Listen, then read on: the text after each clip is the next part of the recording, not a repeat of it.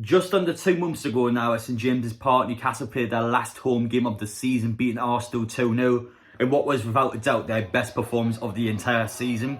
Now after the match, all the players, all the staff members, all of the owners, they went around the pitch and they clapped off those fans. They clapped off those fans to show unity, to show that this club once again was Newcastle United. That is the most important part here. But one thing that's been neglected by the previous ownership over the last 14 years with St James's Park, there's been a lot of horror stories and just lack of maintenance. The stadium itself is outdated. There's a lot of problems inside the stadium which the owners over the summer and over the past few months have already changed. But that's what this video is about today, the summer transformation at St James's Park. So just over a couple of weeks from now, Newcastle played 2 pre-season matches against Atlanta and Athletic Bilbao at St James's Park. What's happened behind the scenes, what has went on inside that stadium, that's what I'm here to tell you guys today. But anyway though, if you're new to the channel, make sure to get down there, hit that subscribe button, join the journey. We are just about to hit 27,000 subscribers, so thank you so much. Make sure to get down there as well and smash the like button. And finally, question of the day, what horror stories do you guys have at St James's Park? But anyway though, without further ado, let's get into it. Throughout the video, I'm going to tell you guys some of the personal stories I've had at St James's Park. But anyway though, let's go for the changes the club made before we actually head into the summer now. So first off, the obvious one. Sports Direct signs are gone. That was the first major change that the stadium undergoes, taking down the signs everywhere. Bear in mind, there were hundreds of them in the stadium. There's massive signs underneath the TV. There were signs in the East Stand. There were strips around the stadium. There were strips at the training ground. It was everywhere. Honestly, it was the biggest ad ever. Of course, back in 2012, actually, it was called the Sports Direct Arena for a few months, which had serious outrage from fans, and rightfully so. It was massively disrespectful to the club's history. But yeah, we got all that out of the way now. All of the Sports Direct licensing issues at the club is now gone. It's completely out of the football club. Mike Ashley isn't 100% gone because he does own Castore, and Castore is obviously still part of the club. So that's one thing he still has. But the majority of the previous owner's staying is gone.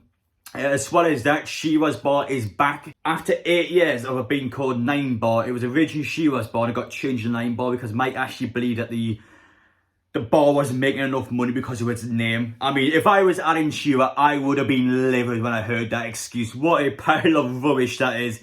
It's extremely disrespectful for the record goal scorer, club legend. It was called Shearer's Bar in the first place. Shearer's Bar is always Shearer's Bar, so to change the name of it, I think it was highly disrespectful, and obviously the club was on bad terms with Alan Shearer as a result. But speaking of Alan Shearer, his statue has also been moved onto the club land for the first time ever. Built in 2016, it was just on the edge of the road, really. It was placed down next to the road, which is, again, like, why would you put it there? I don't understand what the mindset was behind that one.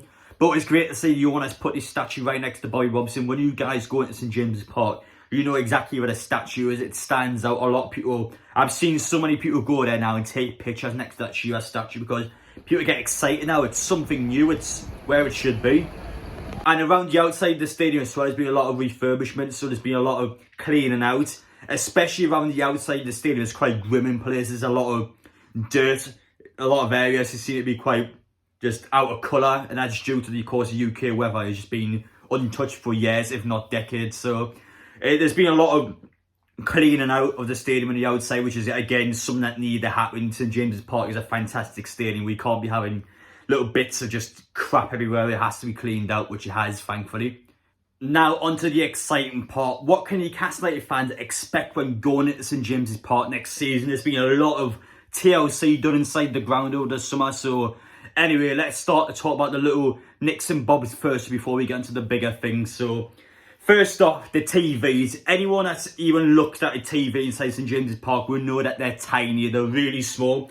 In fact, there's a video of here, some guy going in for TV mode, outright turning the TVs off, just pranking people inside the ground. It's so embarrassing, the size of the TVs, man. It's ridiculous. So yes, Newcastle will have better and bigger TVs inside the ground next season. It doesn't sound that important, and really it's not, but the club will actually make more revenue because, for example, when there's a Premier League match on before Newcastle, more fans will go inside the stadium, drink pints and eat food when obviously the TVs are better quality and just bigger in general. So more fans will be inclined to go into the ground before the kickoffs just to see the games. So yes, it is a little change, but I do think it's an important change.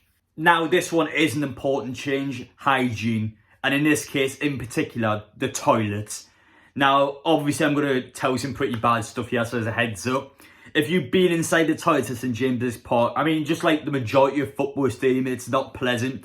But St James's Park at times has been shocking. If you look at the ceilings, I've been in once where it's actually mould in the ceiling. Like, how does it even get into the ceiling? It's ridiculous.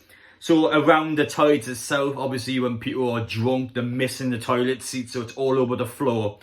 And it's disgusting, it really is. And you can tell on the stains on the wall, obviously as I said before, the mould in the ceilings, the cracks, the creaks.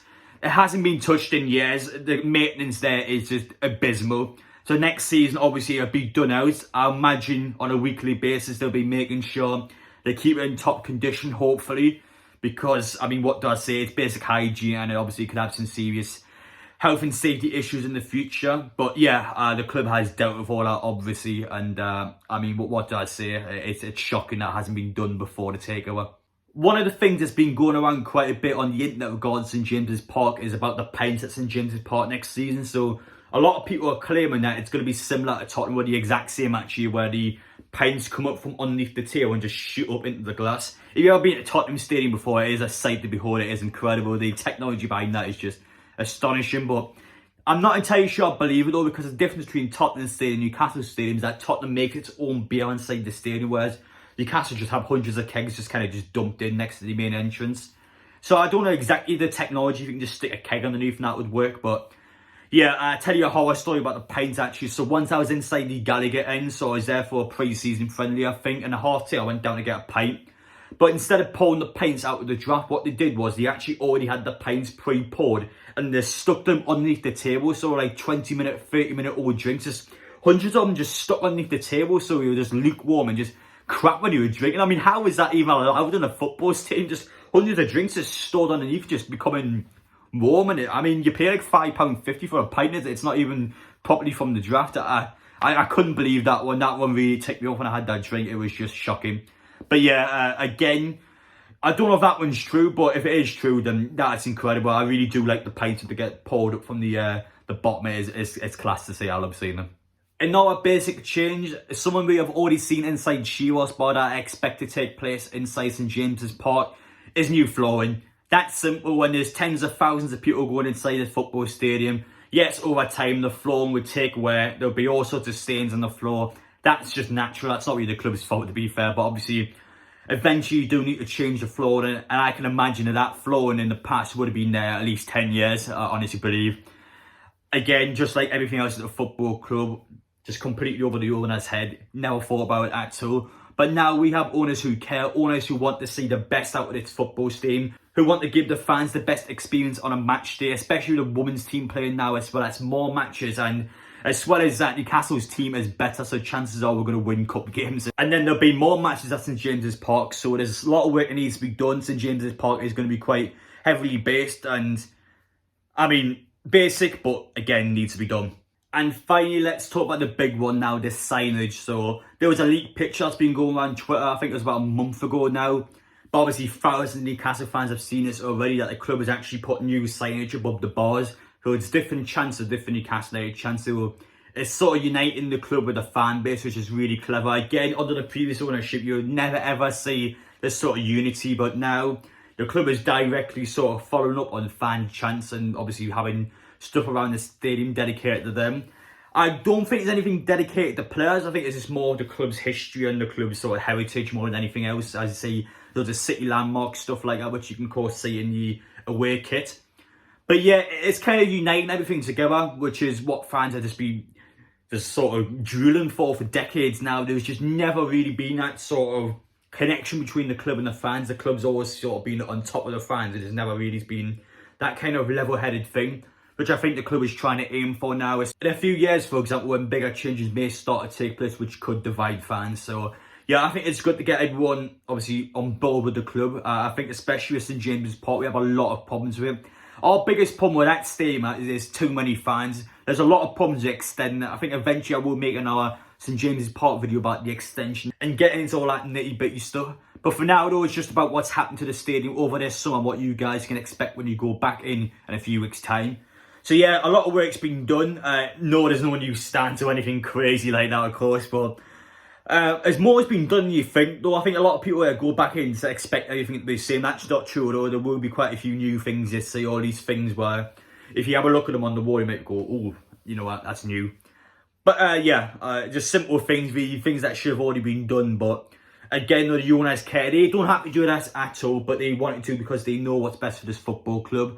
But yeah, anyway, guys, though, let me know your thoughts down in the comments section. As I said before, the owners didn't have to do this. I mean, the stadium's going to sell out no matter what. They could have dog turn on the wall and people are still turning. I mean, the fans aren't that bothered, but it's the fact they wanted to do it. That's the difference. The previous owner, he needed to do it. This owners, they want to do it. That's the difference in mindset, and the mindset will go on to mentality, and that mentality will reflect on the pitch. And that's the difference between us in today's world and us a year ago. But yeah, anyway, guys, enough daydreaming there. Thank you all for watching. Let me know your thoughts down below. What do you think about the changes at St James's Park? Was there anything missing, you guys think? But anyway, though, take care, and yes, I will see you on the next one.